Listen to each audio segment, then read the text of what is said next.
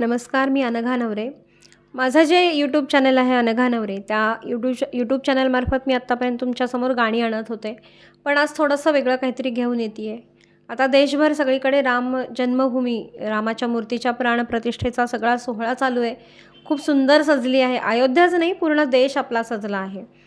पण त्याच्यामध्ये त्यासाठी जी कारसेवा केली गेली, त्यामध्ये किती लोकांचं योगदान आहे, किती जणं कारसेवा केली, लाखो लोकांनी, मुलांनी, बायकांनी, महिलांनी, म्हणजे त्यांनी कारसेवा केली. तिथे जाऊन त्यावेळेला ते राबले, त्यांनी ते कष्ट घेतले, ते धाडस दाखवलं, म्हणून आज हा दिवस आपल्याला सगळ्यांना दिसतोय. त्यामध्ये माझ्यासाठी एक अभिमानाची गोष्ट अशी आहे की माझे मिस्टर श्री आनंद नवरे एक कारसेवक होते. 92 साली जी कारसेवा झाली त्याच्यामध्ये. तर त्यांचा एक जो अनुभव आहे तो तुमच्याशी शेअर करावा, हा एवढाच एक माझा मानस होता. तर त्यासाठी मी त्यांना आग्रह केला की तुमचं काय, जे तुमचा अनुभव आहे तो तुम्ही तुमच्या शब्दात सांगा. तो मला सगळ्यांच्याबरोबर वाटायचा आहे. तर मी आता त्यांना माईक देते, ते त्यांचा अनुभव तुम्हाला सांगतील.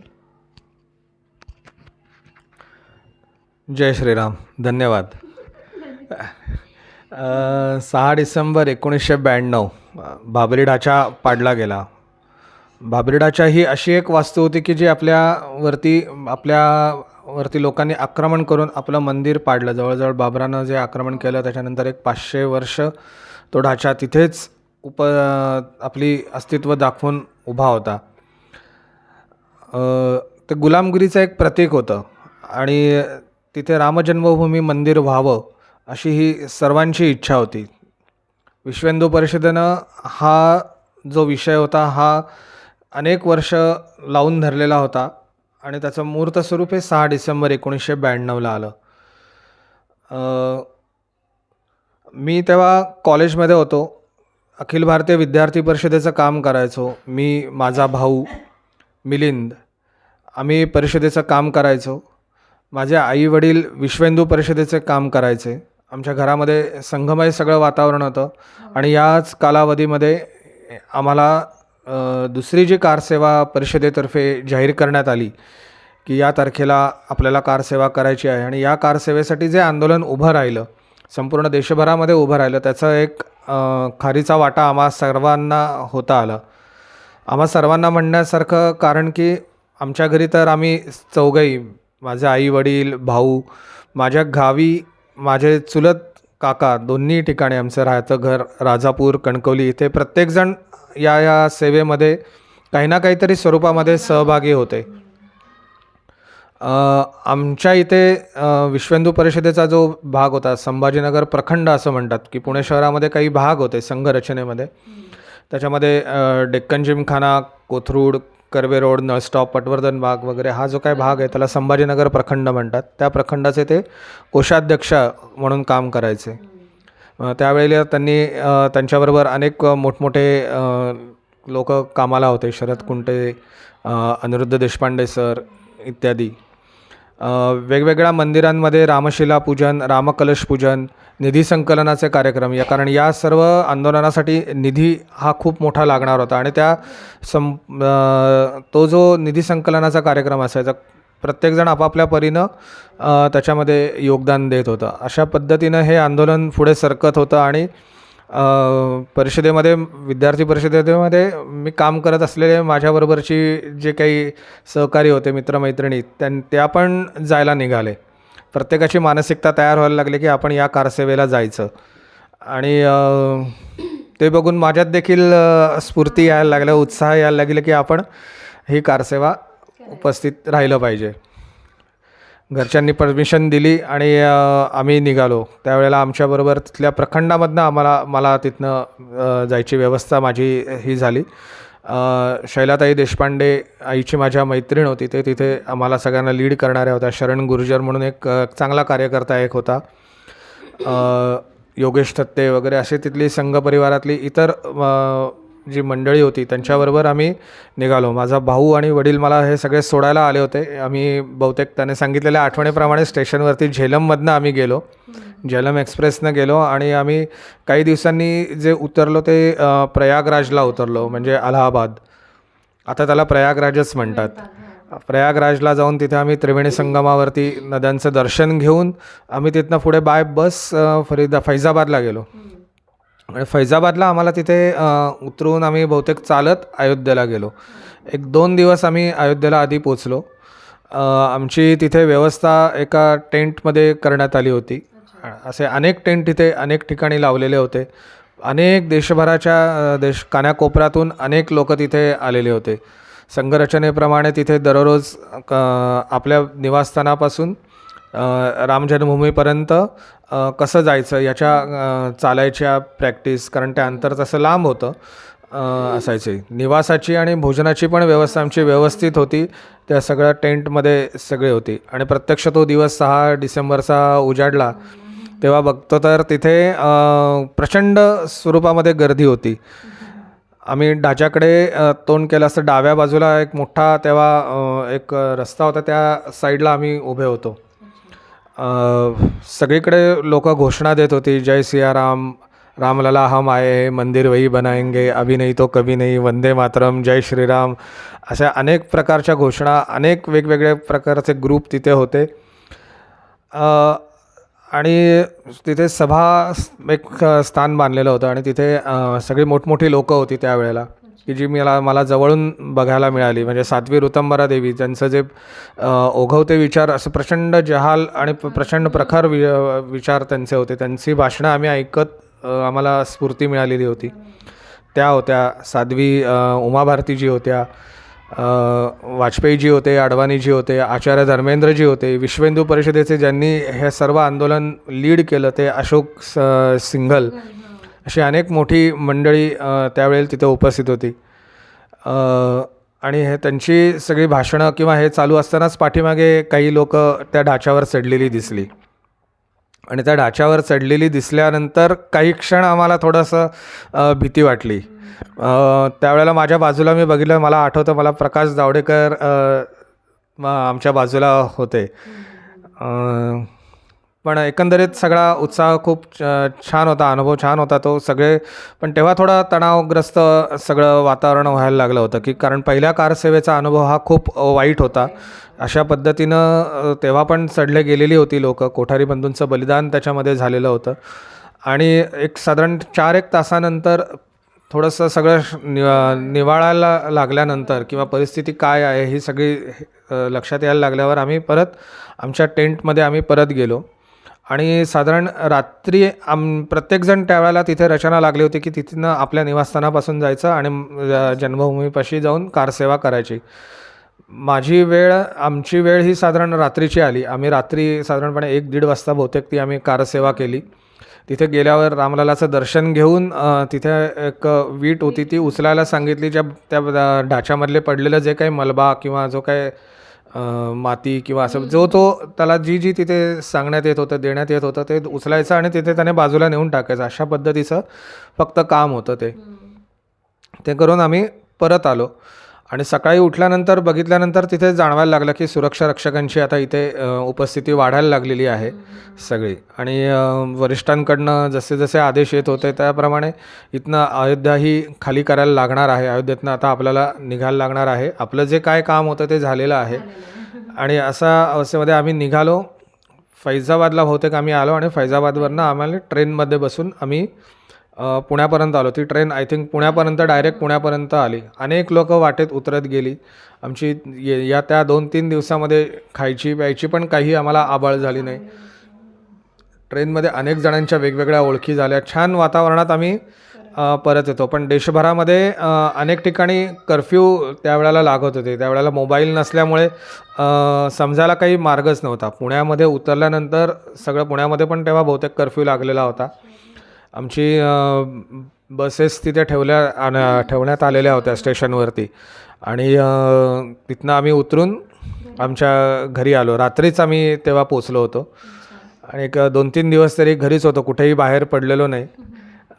तशा सूचना पण होत्या की बाहेर आत्ता काही लगेच पडू नका म्हणून. सांगायचा मुद्दा, निघायच्या वेळी देखील मी ज्या घरी भागामध्ये राहत होतो, शंकरच्या सोसायटीत 84 जणांची ती सोसायटी होती. जवळजवळ प्रत्येक घरातनं त्यावेळेला आम्हाला काही ना काहीतरी खाण्यापिण्यासाठी किंवा त्या भागातनं असं देण्यात आलं होतं. अशा रीतीनं म्हणजे सर्व लोकांचा काही ना काहीतरी त्याच्यामध्ये सहभाग होता. आज राम मंदिर तिथे उभं राहिलेलं आहे भव्य स्वरूपामध्ये. खरं तर हा आमच्यापेक्षाही ज्या लोकांनी तिथे बलिदान दिलं गेल्या 500 वर्षामध्ये हे सगळं होण्यासाठी, तो जो यज्ञ उभा केला गेला आणि त्याच्यामध्ये या लोकांच्या ज्या आहुती पडल्या त्याचं हे फल आहे की एवढं मोठं भव्य स्वरूपामध्ये राम मंदिर उपस्थित राहत आहे. खूप छान वाटतं आहे की त्यावेळेला तिथे उपस्थित होतो. सांगितलं तुला की तुझे मनोगत तू व्यक्त कर, मला पण ऐकायचं होतं तेव्हाच्या घटना काय काय घडल्या त्या. बस. धन्यवाद. जय श्रीराम.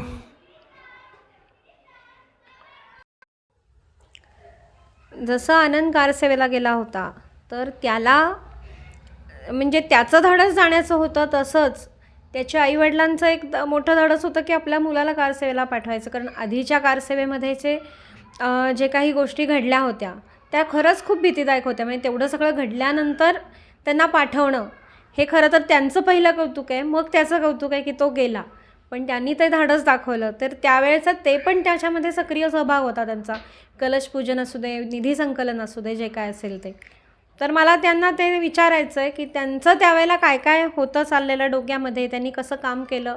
आनंद गेल्यानंतर, तो तिथे होता तेव्हा किंवा तो आल्यानंतर त्यांना कसं काय वाटतंय. बोला दादा. जय श्री हनुमान श्रीराम चंद्र की जय. मित्रांनो, त्यावेळेला अडवाणींची रथयात्रा होती आणि अडवाणींची रथयात्रेच्या वेळेला निधी संकलन वगैरे सुद्धा कार्यक्रम चालू होता. मी विश्व हिंदू परिषदेचं काम करत होतो आणि त्याच वेळेला मी नेमका संभाजीनगर प्रखंडाचा कोषाध्यक्ष होतो. आणि अशा वेळेला मी हे काम करत असताना आम्ही विश्व हिंदूचे आजीव सभासद करत होतो. आजीव सभासद करण्यासाठी मी शिरीष तुपे हा त्यावेळेला शिवसेनेचा कार्यकर्ता होता. राजा मंत्री हा काँग्रेसचा कार्यकर्ता आणि कॉर्पोरेटर होता. मी राजामंत्रींकडे गेलो, त्यांना म्हटलं या पत्रकावर सही करा. त्याने काहीही न वाचता सही केली. मी त्यांना म्हणालो, राजाभाऊ तुम्ही सही केली, बघितलं का काय येते.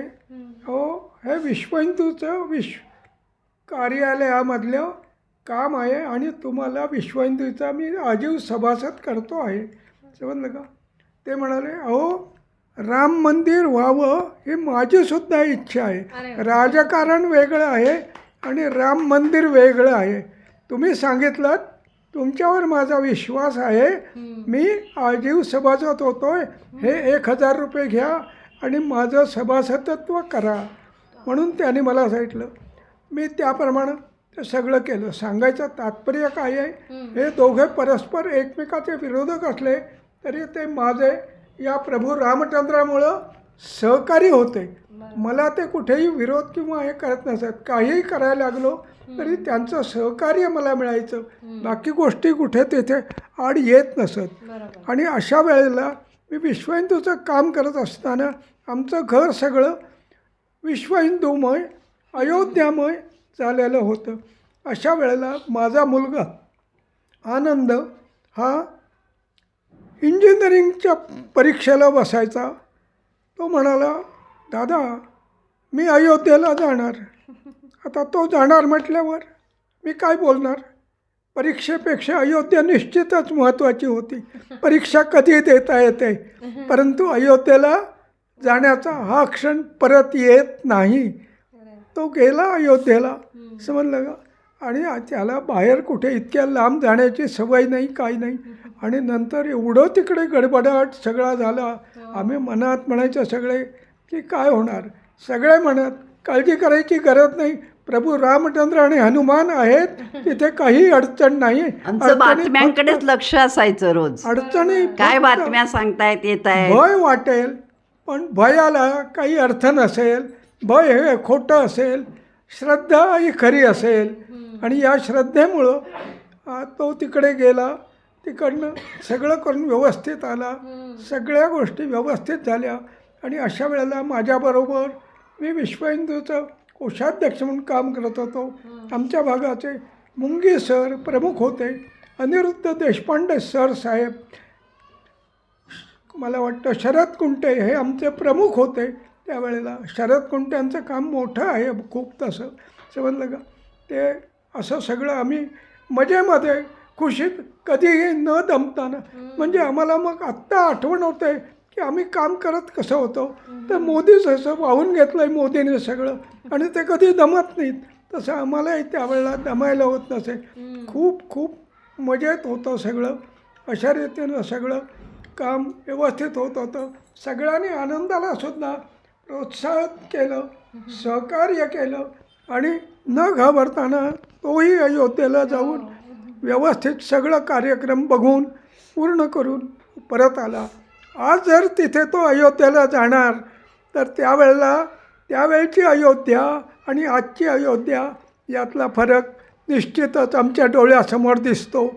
जय श्रीराम, जय श्रीराम, श्री हनुमान. हे झालं दादांचं मनोगत, पण आईंचं मनोगत पण तेवढंच महत्त्वाचं आहे.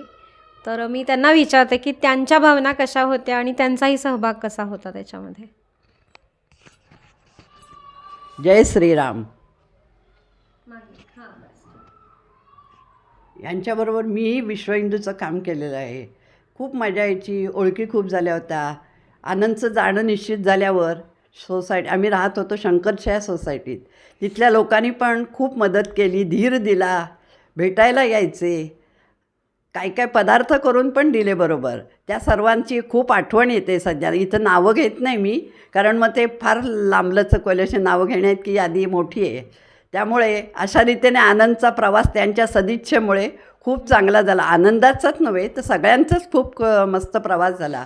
आणि अशा रीतीने अयोध्येचं मंदिर आज निर्माण होत आहे कारसेवकांच्या जाण्याने. कारसेवा केली त्यांनी आणि आणि कारसेवा त्यांनी केली, आणि त्याचं हे फलित म्हणजे हे भव्य दिव्य अयोध्याचं राम मंदिर.